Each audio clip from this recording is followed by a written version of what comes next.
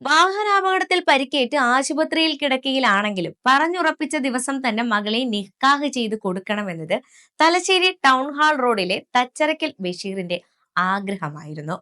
ബന്ധുക്കൾക്കും സുഹൃത്തുക്കൾക്കും ഒപ്പം എത്തിയ വരൻ ഇരിട്ടി സ്വദേശി ഷാനിസിന് മകൾ ഫിദയെ ആശുപത്രി കട്ടിലിൽ കിടന്നുകൊണ്ട് ബഷീർ തീരുമാനിപ്പിച്ചുറപ്പിച്ച ദിവസം നിശ്ചയിച്ച സമയത്ത് തന്നെ നിക്കാഹ് ചെയ്തു നൽകി. കല്യാണത്തിനുള്ള വേദിയായി ആശുപത്രി മാറിയെങ്കിലും ചടങ്ങിന് സാക്ഷികളായി എത്തിയ എല്ലാവരുടെയും മുഖത്ത് സന്തോഷം മാത്രമായിരുന്നു. അങ്ങനെ ഫിദ ഷാനിസിന്റെ ജീവിത സഖിയായി. എല്ലാവരെയും നിറഞ്ഞ ചിരിയോടെ സ്വീകരിക്കാനായതിന് പടച്ചവനോട് നന്ദി പറയുകയാണ് ഈ അച്ഛൻ. അപകടത്തെ തുടർന്ന് നീട്ടിവെക്കാൻ തീരുമാനിച്ച കല്യാണമാണ് തടസ്സങ്ങളെല്ലാം മറികടന്ന് നിശ്ചയിച്ച നാളിൽ തന്നെ നടത്തിയിരിക്കുന്നത്. തലശ്ശേരി വീനസ് കവലയിലെ സഹകരണ ആശുപത്രിയാണ് വിവാഹത്തിന് വേദിയായത്. ഡിസംബർ 3-നാണ് ബഷീർ അപകടത്തിൽപ്പെടുന്നത്. സ്കൂട്ടറിൽ ഭാര്യയ്ക്കും കുട്ടിക്കുമൊപ്പം തലശ്ശേരിയിലേക്കുള്ള യാത്രക്കിടയിൽ എതിരെ വന്ന കാർ ഇടിക്കുകയായിരുന്നു.